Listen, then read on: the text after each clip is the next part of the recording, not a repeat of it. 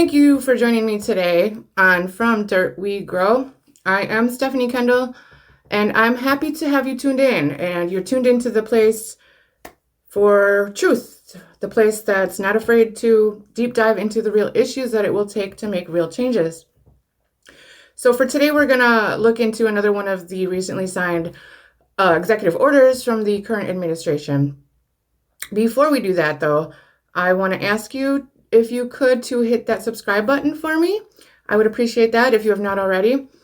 And thank you in advance for all your support, all your likes, your shares, and the comments are greatly appreciated and welcomed. Actually encouraged. Please reach out to me. Please, I want to hear from you guys. Use that comment section. So getting into it for today, as you may or may not know, a few weeks back, we took a brief look inside the whitehouse.gov website. And some of the things we touched on were a few of the executive orders that have been signed thus far by the president.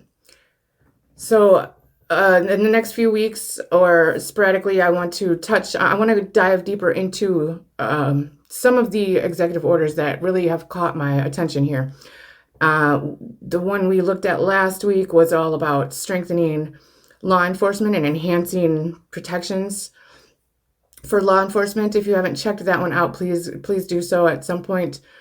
And today's order that we're going to be looking into further is an order called Restoring Truth and Sanity to American History, which was signed on March 27th of this year. Now, just hearing the name of this order, I'm pretty sure you can guess where this is going. Yeah, this is one that I just couldn't not dive into. All right, let's go into it and see what this thing is all about. Restoring Truth and Sanity to American History. Over the past decade, Americans have witnessed a concerted and widespread effort to rewrite our nation's history, replacing objective facts with a distorted narrative driven by ideology rather than truth. This revisionist movement seeks to undermine the remarkable achievements of the United States by casting its founding principles and historical milestones in a negative light. Under this historical revision, our nation's unparalleled legacy of advancing liberty, individual rights, and human happiness is reconstructed as inherently racist, sexist, oppressive, or otherwise irredeemably flawed. Rather than fostering unity and a deeper understanding of our shared past, the widespread effort to rewrite history deepens societal divides and fosters a sense of national shame, disregarding the progress America has made and the ideals that continue to inspire millions around the globe. I honestly don't even know where to begin after that. I mean, the pot calling the kettle black. Projection comes to mind, honestly. I mean, the textbooks we grew up with minimized slavery, minimized genocide against Native people, and white men who built their legacy from oppression. Acknowledging that America's past includes genocide, slavery, segregation, systemic inequalities, doesn't erase the nation's achievements. It puts them into context. It forces us to see the cost of the achievements. And if we ignore those truths, we don't do anybody any justice. There's no justice done by ignoring it, by disregarding it, by erasing it. Ridiculous notion that teaching the truth about America's past deepens division. What really deepens divisions is whitewashing history, pretending that slavery didn't exist or wasn't that bad, ignoring the genocide of Native people, erasing Jim Crow, redlining, mass incarceration. You don't erase scars and call it healing. You don't ignore it and call it moving on. Real unity comes from facing the truth, even when it's ugly, especially when it's ugly. Because that is the way to start the healing. Okay, this next part is truly unbelievable. It is the most absurd thing I believe I have ever heard from anywhere, ever. The Smithsonian Institution has, in recent years, come under the influence of a divisive, race-centered ideology. This shift has promoted narratives that portray American and Western values as inherently harmful and oppressive. For example, the Smithsonian American Art Museum today features The Shape of Power. Societies, including the United States, have used race to establish and maintain systems of power, privilege, and disenfranchisement. The exhibit further claims that sculpture has been a powerful tool in promoting scientific racism and promotes the view that race is not a biological reality but a social construct, stating race is a human invention. So this EO is calling out this Smithsonian exhibit, which highlights how race has been used throughout history, including America, to enforce systems of power and privilege, while stripping others of rights and opportunities. The order tries to spin this as if it's some kind of false revisionist woke idea. Look, the very foundation of American law and policy proves that race was deliberately constructed and weaponized. The U.S. Constitution's 3/5 compromise literally wrote race into law, defining enslaved Black people as 3/5 of a person. That's not biology, that's politics. Jim Crow laws legally separated people by race, enforcing inequality by design. Even the Supreme Court reinforced this idea. In Plessy versus Ferguson in 1896, the court upheld separate but equal, which was built entirely on a social definition of race, not science. Here's the kicker. Modern science agrees. The Human Genome Project has shown that genetically, humans are 99.9% the same. There are no separate racial categories in DNA. Race is absolutely a social and political construct created to justify unequal treatment. So when this exhibit says race is a human invention, it's not rewriting history. It's telling the truth that America's leadership wants to bury. Because acknowledging that means acknowledging that the systems of power, privilege, and disenfranchisement were and still are intentional. They're wanting to paint this as distorted ideology, when in fact it's a distortion to pretend that race wasn't invented and enforced through American laws. And by attacking this exhibit, the order isn't defending truth. It's defending the erasure of truth to protect power structures. There it is, plain and simple, simple and plain.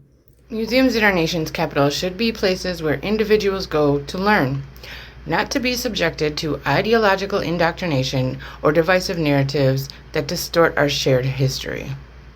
Prohibit expenditure on exhibits or programs that degrade shared American values, divide Americans based on race, or promote programs or ideologies inconsistent with his law. Determine whether, since January 1, 2020, public monuments, memorials, statues, markers, or similar properties within the Department of the Interior's jurisdiction have been removed or changed to perpetuate a false reconstruction of American history.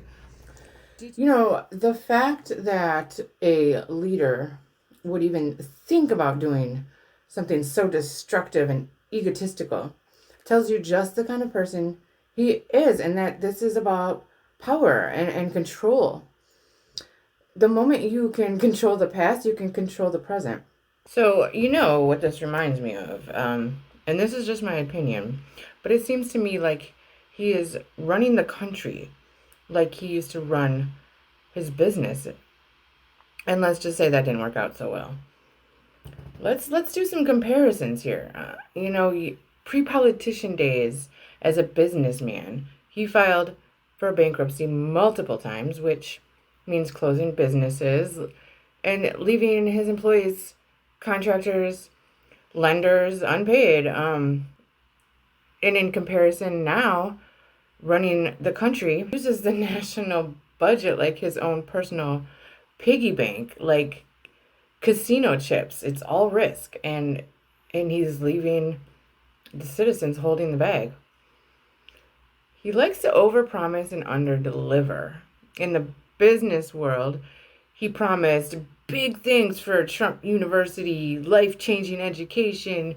That turned out to be a scam, and now his promises lately have been healthcare plans, Mexico paying for the wall, protecting Social Security and Medicare. All that fell through. And it seems that his brand is bigger than his substance. His businesses often lost, but his brand sold the illusion of success. And he kind of governs the same way. And he likes to dress things up for show, but there's very little substance beneath the surface and behind all those smoke and mirrors. And then, of course, there's the corruption and all the lawsuits. He's got countless lawsuits from his business days for, anywhere from racial discrimination and in housing to stiffing contractors on paying them. And now he uses government like his personal businesses, rewarding loyalists and punishing critics. And he's even monetizing his presidents. And then he's very good at the short-term gain, but long-term damage. I mean, in the business world, he would gain quick profits, but then quick collapses as well. Buildings foreclosed on, casinos shut down, jobs lost. And then now in his policies that look tough short term, like tariffs and deregulation, but in the long term, they're weakening America's stability as a prosperous or even functional nation. It just seems to me that this new venture into politics is basically a rerun of his business days. The same scams, the same bankruptcies, the same failures. But instead of the stakes being casino floors and hotel towers, it's democracy. Glossing over the pain, the injustices, the blood that built this country doesn't make America stronger. It makes it weaker and more ignorant. Real unity doesn't come from erasing the truths, it comes from facing them head on, acknowledging the harm. Because if we can't tell the truth about where we've been, how can we possibly do better moving forward? And maybe we can give the next generation the tools they need to build something greater than we have inherited thus far. I feel like this executive order is one of the most important ones that we need to be talking about because it's not just another piece of political paperwork. It's just a flat out ridiculous piece of literature that is trying to rewrite reality. And if we don't call out these hypocrisies for what they are, the lies will continue and the truth will be buried. That's why it's on us to keep pushing back, to keep the truth alive, to keep spreading awareness. The more we see it, the more we share it, the harder it gets for them to erase it. This is just one of the many of the examples of incompetence this man displays with how big and diverse this nation is of ours. We need a strong and diverse leader to lead it, and he's just not it. I'm going to leave you with that. Please, until next time, use your judgment, use your critical thinking, use your power of research. And thank you so much for being here as always. I appreciate every one of you. And I will see you next week on From Dirt We Grow. Thank you.